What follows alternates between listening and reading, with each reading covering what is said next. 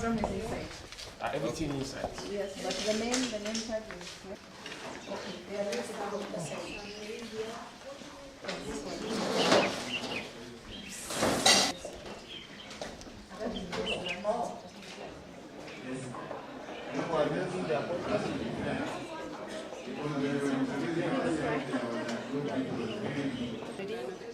Educating children, testing the water, providing simple tests that people can then see and understand that NPK, with those very high, the fertilizers, it might be 70, 70, 70, very high NPK ratios, maybe are unnecessarily high, or that wells can be sealed, or that, yeah, exactly. So you don't increase food security and decrease water security. They need to both stay, yeah.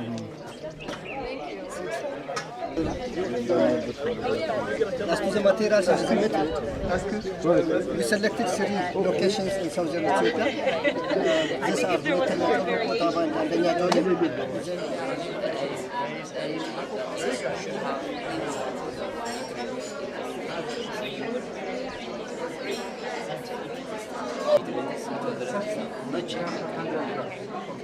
So even if we have tried some other things,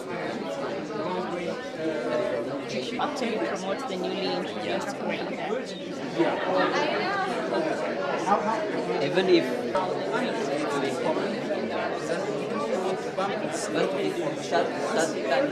For example, one session we discuss about there is an increase in compared to the unfertilized. It is less than recommended, but it's not causing nutrients to be it's not causing nutrient decline. to empower the cooperative groups. Our project is making some seed money investment made available to farmers at loans at low interest rates. As of today, as at that time, we had 750, but now we have 1,200. And these are the cooperative groups, different. And you can see some of them with the facilities we give to them for the project.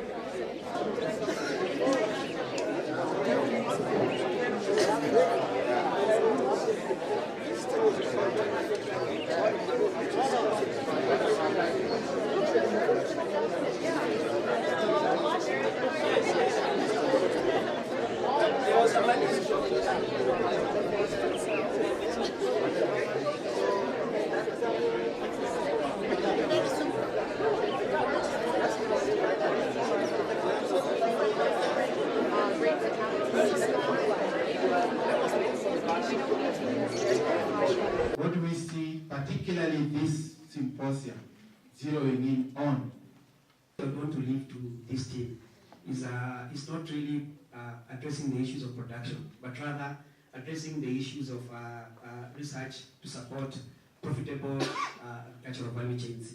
As a farmer, I'm a businessman. I want to make money from my investments, and therefore I know that I need to produce, but producing is not the end of everything. I need to push my product both in value. I need to package it in a manner that makes sense. I need to reduce my losses. I need to be able to market it and be sure of a sustained market. So I would urge my colleagues in research to shift a little bit from focusing on production research and rather look at supporting viable agricultural value chains so that our farmers can make money, and that way we'll be able to address the younger generation to come into farming. The younger generation is very sensitive and will only venture into something that makes business sense to them.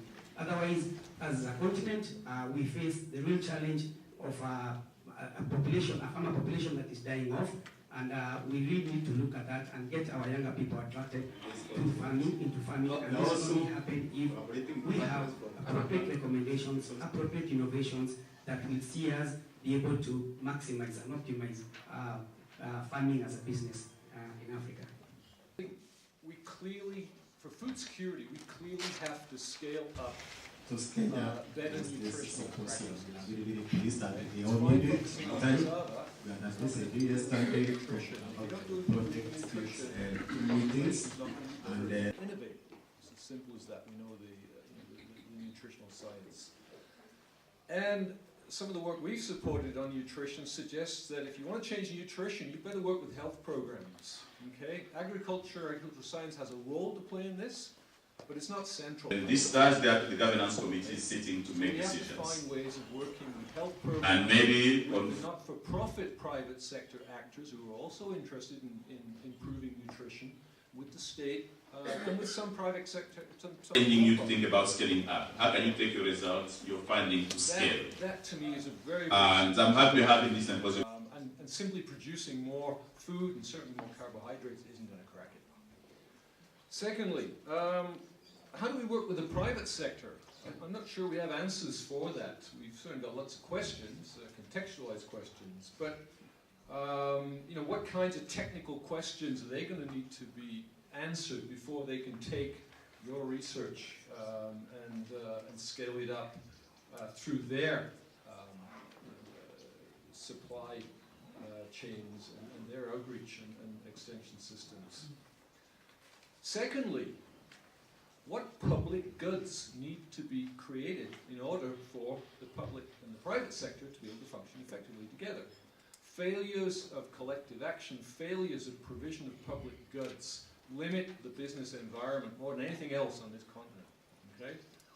If you can't take somebody to court in a reasonable amount of time and get your money back, then your business is going to suffer. So there are key areas of interest in the area of law, the area of institutions, that the private sector has to see solved. And that, I think, is a relevant area for research in relation to scaling up. Okay? The business environment is absolutely crucial for the success of transformation in the agricultural sector. Mr. Chairman, the youth in this country are missing casual trading at the primary and secondary level as a prerequisite for training at the university level. There is very little or no curriculum in the primary level. The curriculum in secondary level is only very new, maybe less than 1,000 students who do agriculture at the education at the secondary level. Is that where we have to think about agriculture as 80% of our economic development or activities? So we must emphasize as a prerequisite even as we climb the ladder so that we see that everybody has, especially the youth. The youth in this country is actually constitutionally indicated is less than 5 years old. Even as we move here, I'm sure there are very few of us who are that 5 years old. So we are talking on ourselves as old people also, as researchers. So this country requires to identify young agricultural innovators, where they have been in class in agriculture or not in class, like what I was talking of, the One Chicken project. Or farmers who have grown eggplant and then they are tracked and they are actually selling it by mobile phone, as has been mentioned. We must also move to agricultural mentorship programs, where we bring the farmers attached to CARI. You know, police coming from Canada, you know, the current government stands in terms of financial development. We must bring on football so that we can move ahead and actually look for opportunities in agriculture.